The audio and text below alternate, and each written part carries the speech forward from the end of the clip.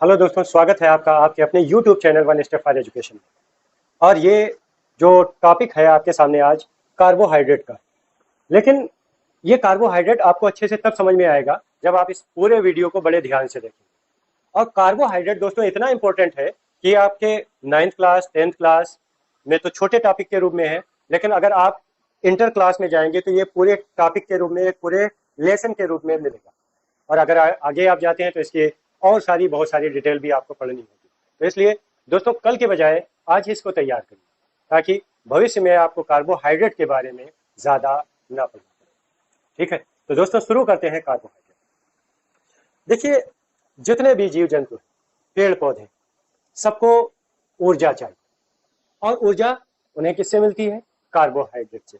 किसी ना किसी रूप में कार्बोहाइड्रेट से वो ऊर्जा प्राप्त करते हैं और उस ऊर्जा का उपयोग अपनी जैविक क्रियाओं में करते हैं। अगर ये ऊर्जा ना मिले तो अपनी जैविक क्रियाएं नहीं कर सकते। अपनी जैविक क्रियाएं नहीं कर सकते तो जीवित नहीं रह सकते। तो सिंपल सी बात है कि कार्बोहाइड्रेट जीव जंतु, जितने भी पेड़ पौधे हैं, जीव जंतु हैं, उनके लिए, सबके लिए बहुत इंपॉर्टेंट है। इसके बगैर उनकी जैविक क्रियाओं के लिए जो ईंधन, जो ऊर्जा चाहिए, वो कभी प्राप्त नहीं हो सकती। तो आइए शुरू करते हैं कार्बोहाइड्रेट को।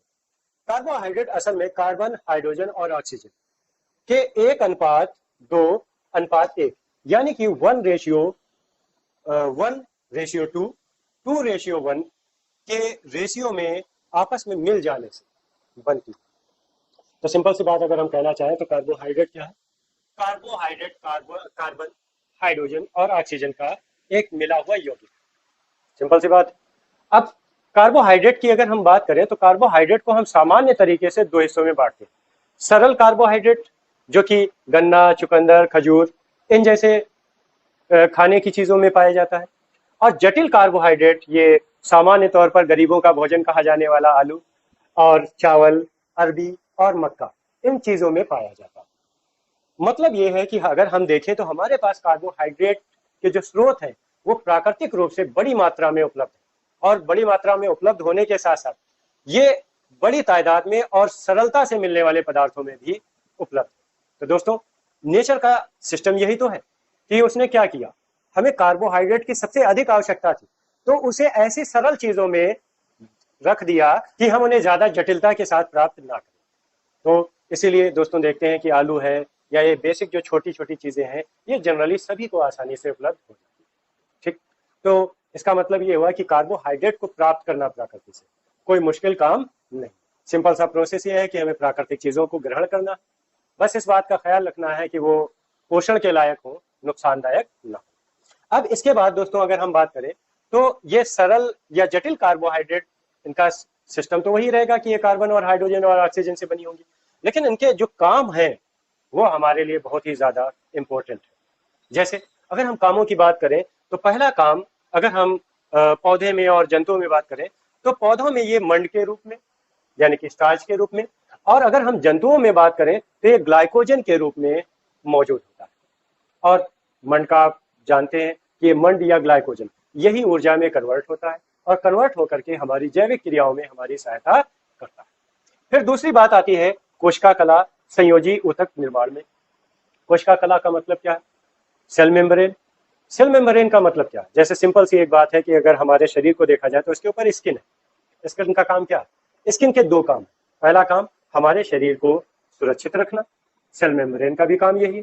दूसरा काम गैर जरूरी चीजों को, जटिल कार्य, जो अपशिष्ट पदार्थ है, उन अपशिष्ट पदार्थों को शरीर से बाहर निकालना।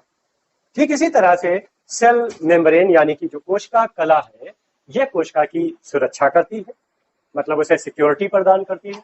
और दूसरा काम क्या है इसका, जो है वो संयोजी ऊतकों को बनाना। ऊतक तो आप समझते हैं, कोशिकाओं के समूह को ऊतक कहा जाता है। जब ऊतक आपस में जुड़ते हैं, जैसे कई जगहों पर क्या होता है कि जब ऊतक आपस में जुड़ते हैं तब अंगों का निर्माण होता है।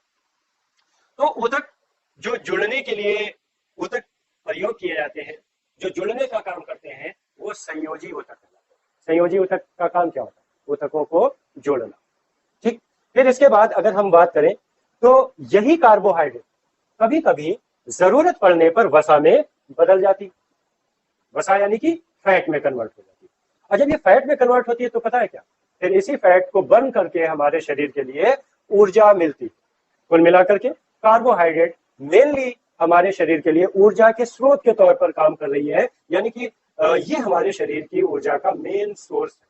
फिर इसके बाद अगर हम देखें तो ये हमारे आनुवंशिक पदार्थ डीएनए और आरएनए में भी डीऑक्सीराइबोस शर्करा और राइबोस शर्करा के रूप में उपस्थित होता है। डीऑक्सीराइबोस शर्करा और राइबोस शर्करा के रूप में। दोस्तों डीएनए के बारे में आप जानते हैं, डीएनए क्या है? आनुवंशिक पदार्थ है।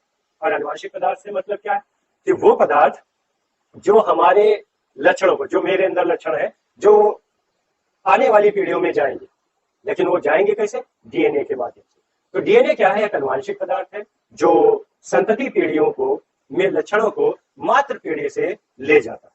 तो डीएनए के ऊपर भी एक महत्वपूर्ण, डीएनए भी एक इंपॉर्टेंट टॉपिक है और इस इंपॉर्टेंट टॉपिक पर भी आपको एक वीडियो मिलेगा जिसमें डीएनए की हम डिटेल से जानकारी आपको देंगे। अब डीएनए के बाद अगर हम बात करें तो माओ में जब वो बच्चों का जन्म होता है तो उनके अंदर स्तन ग्रंथियों से क्या होता है? दुग्ध स्त्राव होने लगता है, यानी कि बच्चों के लिए जो दुग्ध है उसका उत्पादन होने लगता है। अगर हम इस दुग्ध यानी कि दूध की बात करें तो उसमें ग्लूकोज और गैलेक्टोज शर्कराएं होती हैं। ग्लूकोज और गैलेक्टोज शर्कराएं होती हैं।